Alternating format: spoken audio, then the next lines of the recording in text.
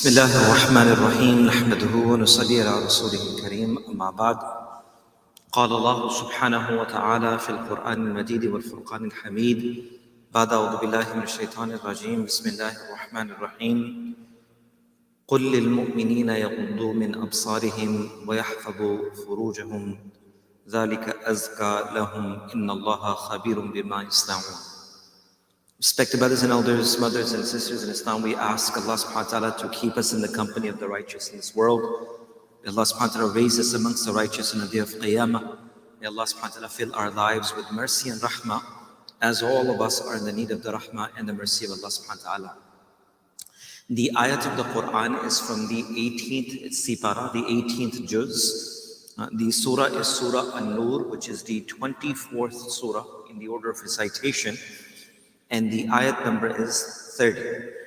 What we know from Surah An-Nur is that Surah An-Nur is from amongst the surah that is revealed in Medina. It's one of the Madani surahs. And with regards to the Madani surah, we find a lot of ahkamat, rulings, regulations, do's and don'ts related to Islam in these particular surahs. And as we know that a major portion of the ayats of the Quran that were revealed in Medina were regarding ahkamat, were regarding rulings. And one of the famous rulings with regards to the story of al-Mu'mineen Aisha radiallahu anha was in the initial phases of this very surah, where a group of individuals who were amongst the hypocrites gathered together, and they even instigated within the believers to start spreading rumors against our mother, al-Mu'mineen Aisha radiallahu anha, and how Allah subhanahu wa ta'ala sent the ayats of the Quran for clarity. But within this ayat, within the surah itself, Allah subhanahu wa ta'ala gives us multiple rulings. And amongst them is, of course, the aspect of creating our hearts, cleansing our hearts, and our moral and our ethical approach to things. So Allah subhanahu wa ta'ala speaks in this very ayat of the Quran for the believers. And the next ayat, Allah subhanahu wa ta'ala speaks to mu'minat. قُلْ لِلْمُؤْمِنُونَ وَقُلْ لِلْمُؤْمِنَاتِ. So verse number 30, Allah speaks to the men, and then Allah subhanahu wa ta'ala speaks to the women folk. And what does Allah subhanahu wa ta'ala say? He says, قُلْ لِلْمُؤْمِنِينَ يَغُضُّوا مِنْ أَبْصَارِهِمْ. O Muhammad sallallahu alayhi wa sallam, O Prophet, announce and tell the believing men, and specifically to the men Allah subhanahu wa ta'ala is referring to initially, يَغُضُّوا مِنْ أَبْصَارِهِمْ. Lower their gazes, protect their gazes. This is the hukam of Allah from the ayat of the Quran, from the words of Rasulullah sallallahu alaihi wasallam. So these are not light words. This is a direct command of Allah subhanahu wa ta'ala. قُلْ لِلْمُؤْمِنِينَ يُغُضُّوا مِنْ أَبْصَارِهِمْ. Tell the believing men to protect and lower their gazes. وَيَحْفُظُونَ فُرُوجَهُمْ. And to protect their chastity, meaning to protect themselves to be involved in haram and immodest relationships. ذَلِكَ أَزْكَى لَهُمْ. And that is pure for them. إِنَّ اللَّهَ خَبِيرٌ بِمَا يَصْنَعُونَ. And then afterward, Allah subhanahu wa ta'ala mentions, and He says that Allah subhanahu wa ta'ala is aware of what they do and even what they create, meaning the desires and wishes within their hearts. It's known to Allah subhanahu wa ta'ala. Few things from this very ayat of the Quran, and of course is a very key component of our faith. Ulama and scholars have mentioned that there are multiple effects of either towards the harm or towards the benefit of controlling our glances. I want to share a few of them from the hadith of Rasulullah sallallahu alaihi wasallam. The Nabi of Allah sallallahu alaihi wasallam said, whoever leaves something for the sake and for the pleasure of Allah subhanahu wa ta'ala, then Allah subhanahu wa ta'ala promises to return something better for them, which is halal and tayyib and pure for them. If a person leaves something that is haram and not permissible for them, for the pleasure and for the fear of Allah subhanahu wa ta'ala, Allah subhanahu wa ta'ala promises to return it in something which is much greater and beneficial and right for them. Because subhanAllah, when and subhanAllah, especially when it comes to our gazes and our sight, how long can a person benefit or na'udhu billah, seek the advantage of looking at haram. For how long? And the remorse, the guilt, and the harm of that evil remains on that heart for the rest of their lives. One thing ulama have mentioned, and may Allah protect us from us, that the first effect of having haram gazes, wrong sight, is that Allah subhanahu wa ta'ala takes away the ladhat and the taste of ibadat from that person's life. That's the first impact that comes in that person's life. That they will say Allah, Allah, Allah, but there will be no taste of this ibadat. It will just be words. They may read the Quran, but Allah will take away the ladhat, the taste of the ibadat. Imagine a person eating, may Allah protect us. At the times of COVID, people said they were used to eat and there was no taste. There was no taste. It doesn't matter how delicious, how beautiful the food was. But imagine eating something and having no taste of it. So then they can eat anything, the biggest, the most expensive meals to something which is nothing. But there is no, faida and benefit. So one of the biggest impact of those who are unable to control their glances and their gazes from haram is that Allah subhanahu wa ta'ala takes away the ladhat and the taste of ibadat from that individual. So, and we live at a time where there are distractions everywhere. And we need to be extra careful in making sure that we protect our eyes. Before I mention a few more, fawaid and benefits of lowering our gazes, I remember this incident, and this shows the sincerity, the cleanliness of the hearts of Sahaba, and how they were also humans, and they tried, and how Allah forgave them, they became the best of the people. So it is mentioned that on the morning of the 10th of Dhul Hijjah, when the Nabi of Allah ﷺ had finished the ahkamat of Muzdalifah. For those who have been to Hajj, may Allah accept their Hajj. For those who have not, may Allah make ways for them to perform Hajj with khair and afiyat, inshallah. Allah take us again and again with khair and ease. So the entire day of Arafah, which is the 9th of Dhul Hijjah, is spent in the maqam of Arafah, which is the greatest day of Hajj. Rasulullah ﷺ said, Al-Hajju Arafah. Hajj is Arafah. If you made it to Arafah, your Hajj is complete. And if you really can get from Allah on the day of Arafah, you can get everything from Allah subhanahu wa ta'ala, right?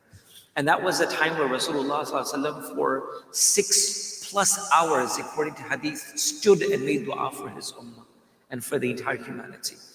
And at night, after Maghrib had come in, without performing Maghrib, the Nabi of Allah ﷺ went to Muzdalifah, open land, even till today, no tent, nothing covering, and you spend the entire night making the Maghrib and Isha Salah. You collect the stones and you sleep for a little bit.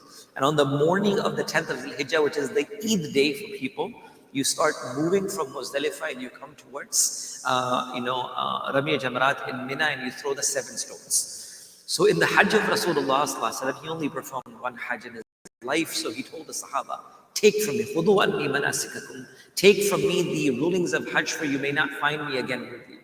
So the Nabi of Allah was coming, and on his camel was a young companion known as Fadl bin Abbas radiallahu anhu. He's his cousin. Abbas radiallahu anhu, that's his uncle, that's the son of Abbas radiallahu anhu. His name is Al-Fadl ibn al-Abbas. And Fadl radiallahu anhu is a very handsome looking person. He's a young man, and he comes from the family and the lineage of Rasulullah sallallahu and Qurayshi. So him and Rasulullah sallallahu are on the camel. And they're traveling and they're coming on the morning of the 10th of Dhul Hijjah from Muzdalifah towards Mina. And when the Nabi of Allah is coming, and this is insan, and this is human being, and this teaches us the humility and the cleanliness of the hearts of Sahaba, as they were also humans, and how Allah forgave them and gave them the honor. So now Rasulullah is coming, and people from different areas are coming and asking about Hajj. This is the first time they're doing it. They have never done it. So there are men and women and people from all types. They're coming around and they're holding the reins and they're asking the Prophet sawal and questions. Ya Rasulullah, what do we do this? How do we get this done? How do we get this done? So it is mentioned in the hadith, and this is how beautiful our deen is, that Rasulullah was sitting, Fadl was there, and all of a sudden a young girl approached, hadith mentioned. And Rasulullah saw the face of Fadl radiallahu anhu turn towards the girl. And the Nabi of Allah took his chin and he moved it to the other side. He says, you look that way. Let me answer this question. You look this way. This is cousin. He's a young man. And of course, as a woman, Allah subhanahu wa ta'ala has given her beauty according to the hadith. So Rasulullah moved his head. And he says, you look this way, let me answer this question. So subhanallah, Rasulullah sallallahu alaihi wasallam did tarbiyah of his sahaba. The importance of our eyes and our gazes and our glances, much more than ever now, brothers and sisters, when the fitan and trials are right in front of us. And it's not from the hadith, but I've heard our own teachers and our asatiza saying that whenever, even through accident and through undeliberate ways, our eyes fell upon something that it was not supposed to, it felt as it was the nur of Allah leaving the hearts of the individuals. It was as though that the nur and the light left the hearts. And subhanAllah, this is so important for us. So, hadith of Rasulullah sallallahu alaihi wasallam, where the Nabi of Allah sallallahu alaihi wasallam said this. Another hadith of the Prophet sallallahu alaihi wasallam, that those who are careful about, protecting their sights and their gazes from looking at haram, Allah subhanahu wa ta'ala will provide them with the radiance and the nur of their faces. Allah will provide them with the radiance of their faces. And not only this, but Allah subhanahu wa ta'ala will also illuminate the hearts of those individuals. Allah will illuminate the hearts.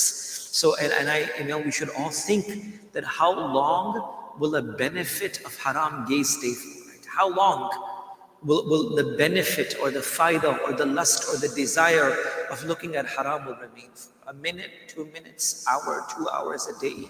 But the harm of it is forever and ever. And I want to conclude with this point.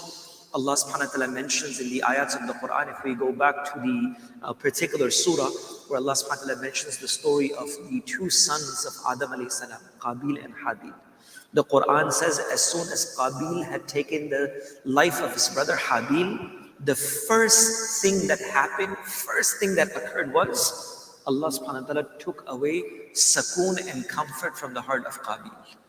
And he began to wander on the face of this earth without sakoon in their hearts. So the first impact of any haram, and especially haram gazes, is that Allah takes away sakoon from the heart of that individual. The zahiran, apparently it will look like a person has everything, sakoon and comfort, but the heart will never be at sakoon. The heart will never be at content. Allah takes away the sakoon of the heart when a person is not able to control their eyes. So Allah subhanahu wa ta'ala reminds both the men and the women.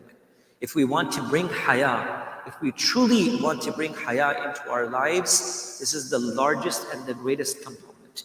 In this time of this world that we're living in, when the fitna is at the climax, if the men and the women of our time are able to control their gazes for the pleasure of Allah subhanahu wa ta'ala, Allah will change our lives. The nur and the guidance and the hidayat that enters in our hearts will expedite in such a way. So going back to this very ayat of the Quran, Allah subhanahu wa ta'ala is reminding both the men and the women. Verse number 30 for the men, verse number 31 for the women.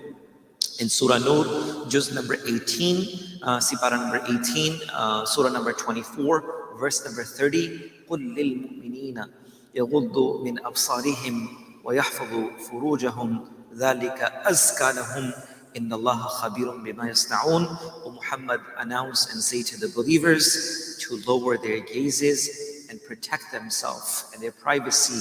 ذَلِكَ أَزْكَى لَهُمْ. This is indeed the most pure for them. إِنَّ اللَّهَ خَبِيرٌ بِمَا يَصْنَعُونَ. And even the slightest bit of the eyes that look around, Allah says, I know what is inside the khiyana and even the mischief. In another ayat of the Quran, يَعْلَمُ خَيْرَةِ الْأَعْيُنِ وَمَا تُخْفِي الصُّدُورِ. And the little mischief of the eyes and what is hidden in the heart, it is known to Allah. But Allah says, إِنَّ اللَّهَ خَبِيرٌ بِمَا يَصْنَعُونَ. And Allah subhanahu wa ta'ala knows what these individuals do or the people do. May Allah give us tawfiq and ability to live our life according to the Quran and the beautiful Sunnah of Rasulullah sallallahu alayhi wa sallam. Subhanallah wa bihamdihi.